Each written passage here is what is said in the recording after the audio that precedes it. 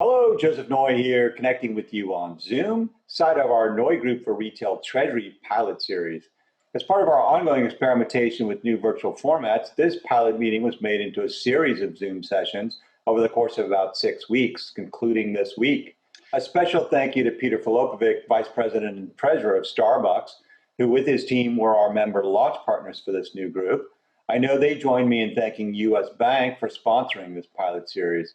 They did a great job of bringing in relevant subject matter experts and listening to members on important topics. Here are a few takeaways I wanted to share. First, COVID-19 divides into haves and have-nots. Retail and other consumer-facing businesses, such as quick-serve restaurants, represent a sector of haves and have-nots. The haves are those deemed essential businesses that could remain open during the COVID-19 lockdowns, those that were prepared to offer or ramp online offerings, as well as those offerings out-of-store delivery, including curbside pickup or drive-thrus. The have-nots were basically everybody else.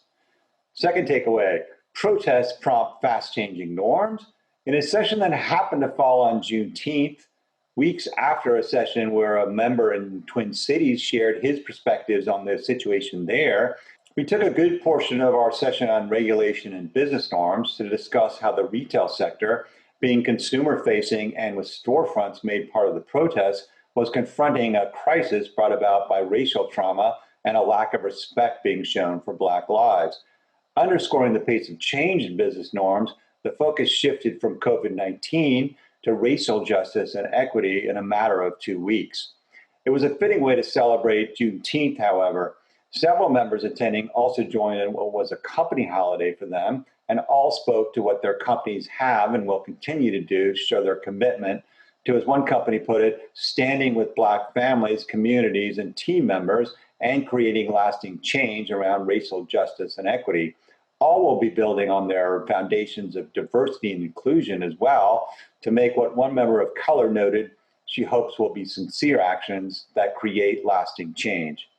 Finally, payments at the point of sale are problematic. In the US in particular, the payment situation at the point of sale is a huge problem, and COVID-19 has laid that bare.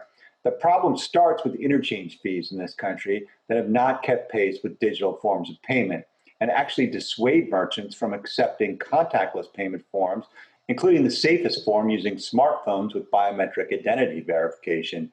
As a result, the US has seen growth in contactless forms of payment to 4% from 0.4% in the last 18 months, while the rest of the developed world is growing it to over 50% of face-to-face transactions. While members report that electronic payments are growing, including contactless, as a result of COVID-19, the cost involved in processing such payments is also a growing concern. Cash transactions, meanwhile, have been hampered at a time when customers are returning to in-store purchases by the disruption of coins in circulation. This is due to so many stores being closed in lockdown, coin recycling machines being turned off, and general consumer reluctance to return to stores and use unhygienic cash and coin as payment. Without the ability to make change, given the cost of electronic payments and small ticket values in particular, plus the number of customers who prefer or can only pay in cash, stores processing face-to-face payment at the point of sale have had to scramble to cope with yet another issue detrimental to their business. The state of play in the US with point-of-sale payments is an embarrassment, and we should all do more to ensure that we don't let it stand as it does. That's it for me, Joseph Noy, connecting with you on Zoom. For more insights like these validated by NeuGroup members, visit neugroup.com. Stay safe and well.